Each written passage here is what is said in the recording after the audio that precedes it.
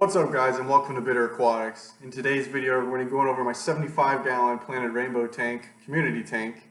We're going to do some weekly maintenance. We're going to talk about the importance of maintenance and why you should be doing it weekly and or bi-weekly.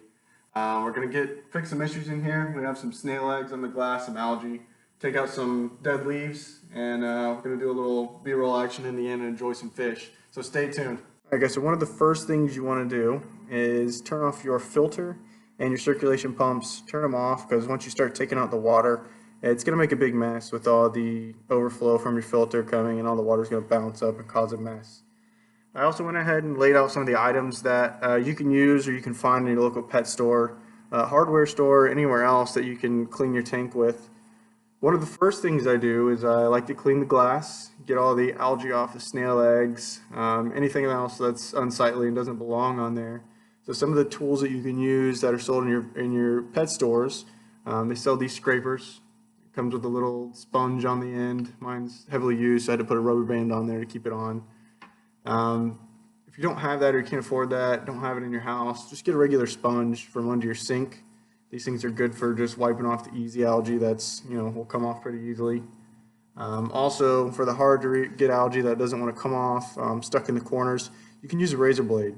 This is a single-edged razor blade. Some people are worried about this stuff scratching their glass.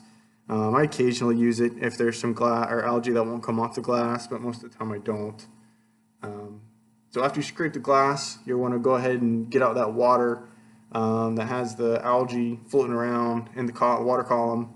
And also you're going to siphon the bottom of your tank, go over the gravel, the sand, whatever your substrate is, and pick up the detritus, the fish poop, or anything else that's on the bottom. So you want to have a siphon of some sort. They sell multiple kinds and brands in any of your local fish stores or online even. This one specifically has a hand pump on it. That way you don't have to start the siphon by putting your mouth on the end of it and getting the water flow that way started. I don't prefer that because the fish water doesn't taste that well. I have a hand towel and also have a towel on the floor to keep my floor from getting wet, and a 5-gallon bucket. So just a couple simple items that you need. You don't need a lot. Just to do your weekly maintenance. It doesn't cost a lot to get these things, and a lot of these items you'll have in your house already.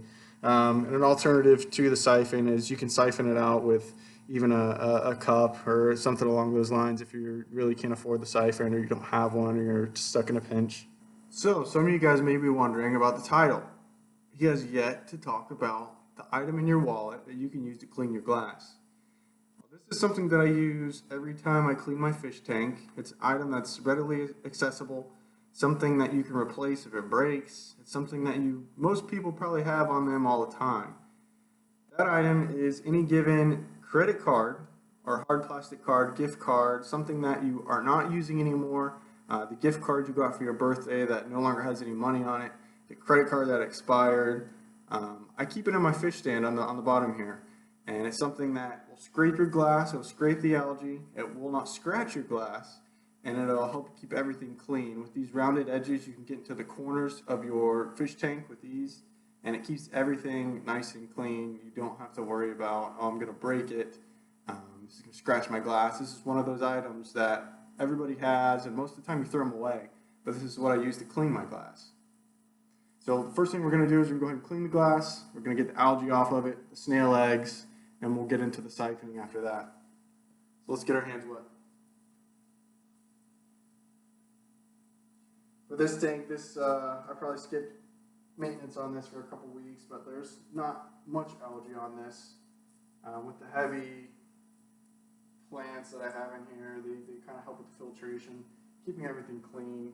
The heavy fish bioload kind of does put a stress on it sometimes, and you get the extra algae and things like that inside. As you can see, this happened to be a gift card that I have left over, but it does the job well. It gets all the algae off. You can see the particles floating around in the water here of the algae that I scraped off and some of the snail eggs. I'm going to go ahead and finish doing this, and then we'll be back with you guys. Alright guys, so I got in there. I scraped all the glass with my gift card that I had here. You can see all the particles floating around the water. A lot of the fish think it's feeding time, but it's not. Some of the fish are able to eat the algae, but most of them don't. So now we're going to take our siphon that we have. This one has the hand pump on it. And we're going to start suctioning some of this water out, some of the algae out of the water column, and also go over the bottom of the substrate and get some of the floating stuff out. In this tank, for the substrate, I have sand. So I try not to get deep in there with the siphon, otherwise it'll suck some of the sand out into your bucket. You have to eventually replace some of the sand. So I just try to gently go over the top of it. But to get your siphon started, you want to put it in the water. And once it's in the water, make sure the other end is in your 5-gallon bucket that you have, or whatever bucket size you have. And you're going to start just by slowly pumping the hand pump as the water is suctioned in. You'll feel the water start to flow in, and once it starts to flow, you'll be able to start going. But now I already have a steady flow of water going into there. I'm not having to put my mallet on the end of the hose to get the water flowing. So with the hand pump, it's handy, and it's also cleaner.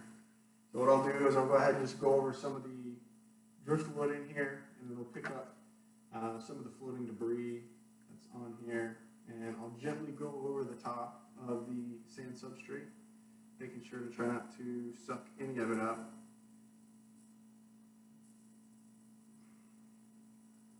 You'll see the particles start to flow up the end of the little siphon or vacuum here. But I'll continue doing this, and we'll go over the entire tank. I'll get in between the plants here and try to get any of the loose particles that are up. Some of the bigger items that you don't want to try to suck up with the siphon, you can try to get with the net. But generally speaking, I'll do this is 75 gallons, so I'll do anywhere between a 10 to 20% weekly or bi-weekly water change after I clean the glass. So we'll get about 10 to 20% of the water out and go ahead and get whatever we can in that water within the vacuum here. I'm going to go ahead and go over the tank, get all the loose particles out, and I'll be back in a second. Alright guys, so what I did is I went ahead and took the siphon, went over the tank, went above the sand substrate and go into it. Siphoned the entire tank, went between the plants, got the debris and stuff that was hanging back there, the fish poop, and siphoned it out. I put it into a bucket, and I dumped it outside, and then I grabbed a gallon jug that I had laying around, and I started to fill this up and fill the tank with it. Since it was only 20% of the water, it wasn't too much for the little gallon jug to handle, so a couple trips had it full. And make sure when you're using tap water to take a conditioner, any type of conditioner you can find at a pet store, and it gets rid of the chlorines and any of the impurities in your tap water so it doesn't affect your fish or your chemical balance that you have going on in there. I also took my scissors, trimmed out all of the dead or dying leaves that were in there. Number one, it makes your tank look better. You don't have a bunch of yellow or dying leaves within there, so it's aesthetically pleasing. It also will stimulate the plant to put out new growth, and it won't waste nutrients trying to keep sending it to those dead leaves. So it's a 2-for-1. You get rid of ugliness, and you also will stimulate new leaves, and they'll put new leaves out.